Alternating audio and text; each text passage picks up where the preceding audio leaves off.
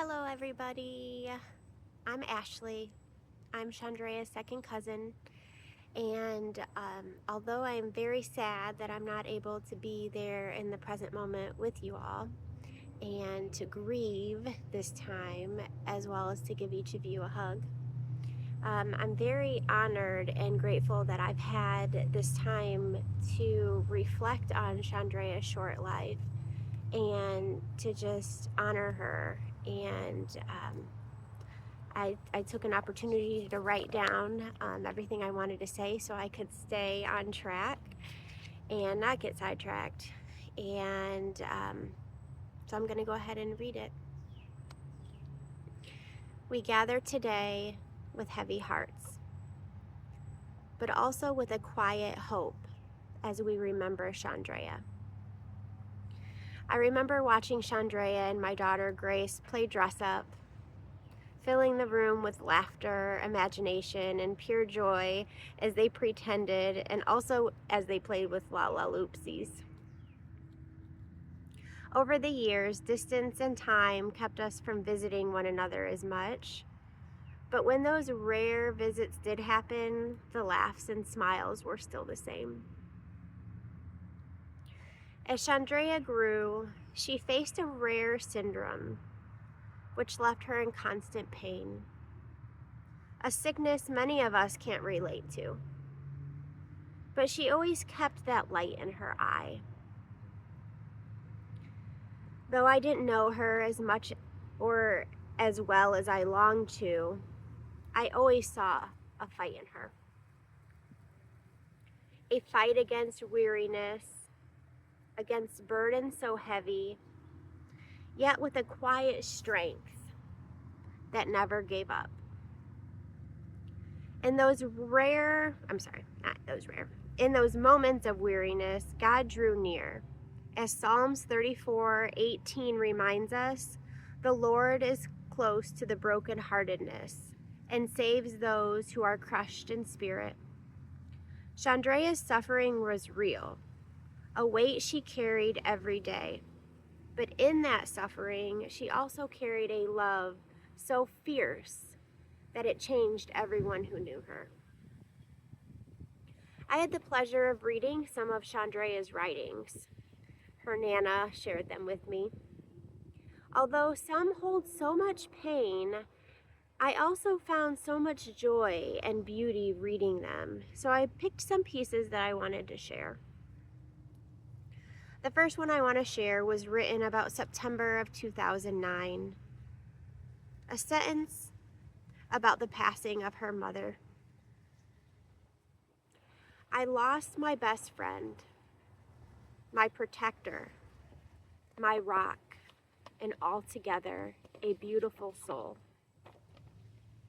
In those words, we feel both the depth of love and the weight of her loss. Another beautiful and unspoken truth I came across was this sentence. People used to ask me what I wanted to be when, and that was all. There is no ending to that sentence. Just a pause.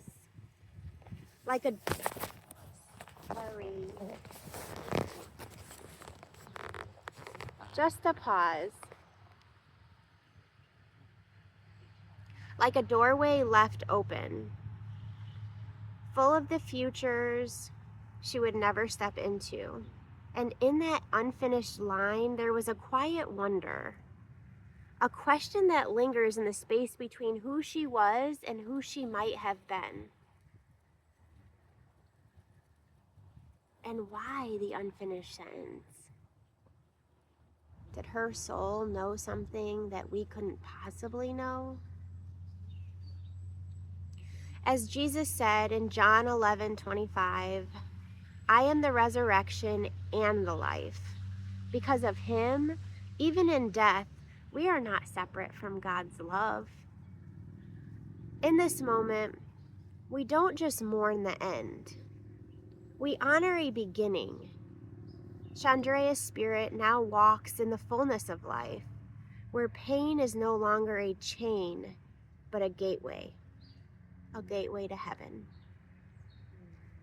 Romans 6:4 reminds us that we too, like Christ, are raised to new life.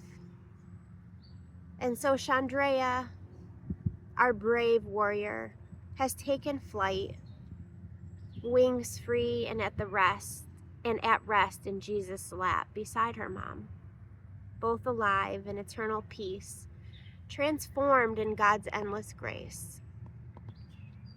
Chandrea's circle was small, but those who knew her saw a profound depth, a quiet, steady strength beneath her smile.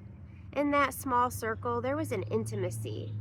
Those who loved her saw not just her pain, but the grace with which she met every day with.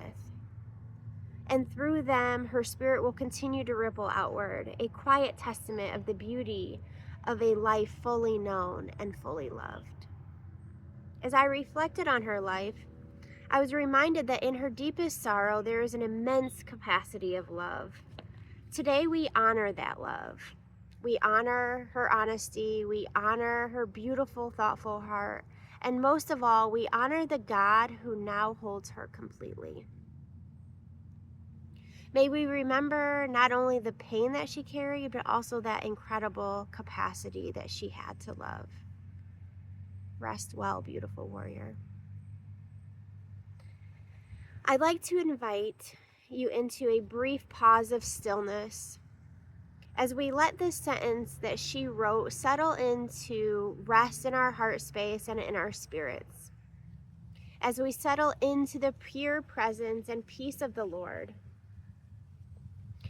As I bring this to a close, I invite you to place one hand over your heart and maybe one hand up. Closing your eyes if that feels right and safe for you, or just taking a gentle gaze. Maybe taking a deep inhale and a long exhale. You may also just continue that breath pattern or let your arm rest down.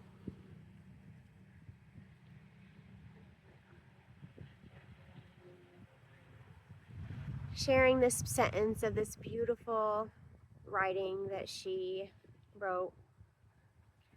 What a privilege it is to have loved someone so much that losing them changed everything. I'm going to read that just a couple more times if you'll just stay in stillness and honor her. What a privilege it is to have loved someone so much that losing them changed everything. Last time. What a privilege it is to have loved someone so much that losing them changed everything. Chandrea is in the lap of Jesus with her mom beside her. I believe they're together now. No longer in pain, no more unfinished dreams. As I had the opportunity to write this and just reflect on her life, I was reminded that even in the deepest pain and suffering or sorrow, there was an immense capacity for love. And today, we honor that. Rest well, beautiful warrior. You have gained your wings until we meet again. I love you, and I love all of you.